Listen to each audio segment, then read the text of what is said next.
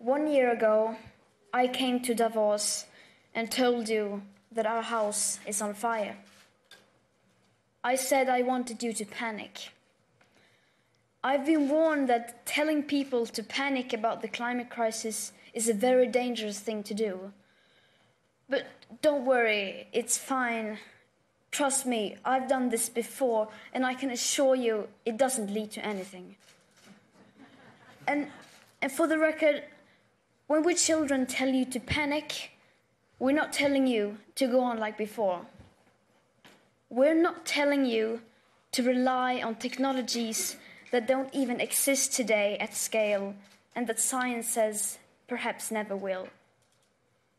We are not telling you to keep talking about reaching net zero emissions or carbon neutrality by cheating and fiddling around with numbers. We're not telling you to offset your emissions by just paying someone else to plant trees in places like Africa, while at the same time forests like the Amazon are being slaughtered at an infinitely higher rate.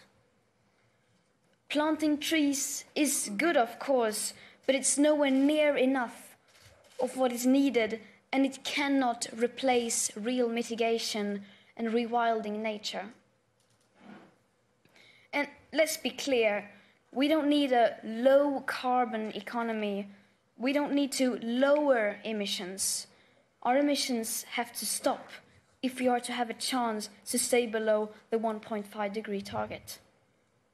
And until we have the technologies that at scale can put our emissions to minus, then we must forget about net zero. We need real zero. Because distant net zero emission targets will mean absolutely nothing if we just continue to ignore the carbon dioxide budget that applies for today, not distant future dates. If high emissions continue like now, even for a few years, that remaining budget will soon be completely used up. The fact that the USA is leaving the Paris Accord seems to outrage and worry everyone, and it should. But the fact that we are all about to fail the commitments you signed up for in the Paris Agreement doesn't seem to bother the people in power even the least.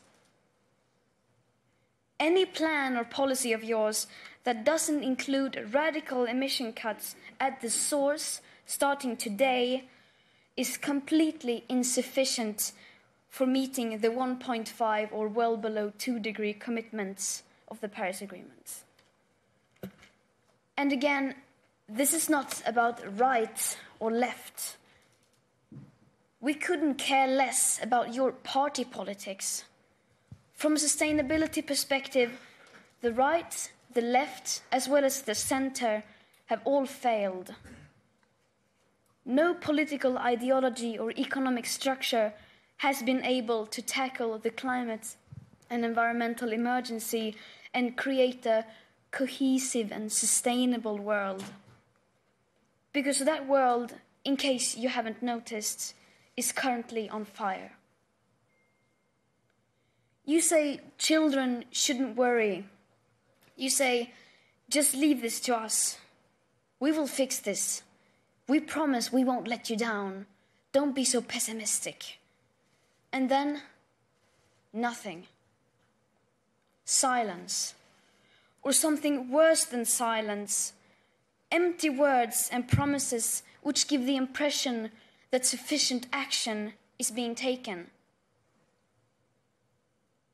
All the solutions are obviously not available within today's societies, nor do we have the time to wait for new technological solutions to become available to start drastically reducing our emissions. So, of course, the transition isn't going to be easy. It will be hard, and unless we start facing this now, together with all cards on the table, we won't be able to solve this in time. In the days running up to the 50th anniversary of the World Economic Forum, I joined a group of climate activists demanding that you, the world's most powerful and influential business and political leaders, begin to take the action needed. We demand at this year's World Economic Forum participants from all companies, banks, institutions and governments immediately halt all investments in fossil fuel exploration and extraction, immediately end all fossil fuel subsidies, and immediately and completely divest from fossil fuels. We don't want these things done by 2050, 2030, or even 2021. We want this done now. It may seem like we are asking for a lot, and you will, of course, say that we are naive.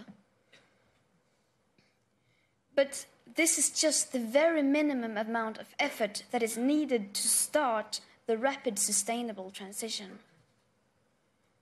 So either you do this, or you're going to have to explain to your children why you are giving up on the 1.5 degree target.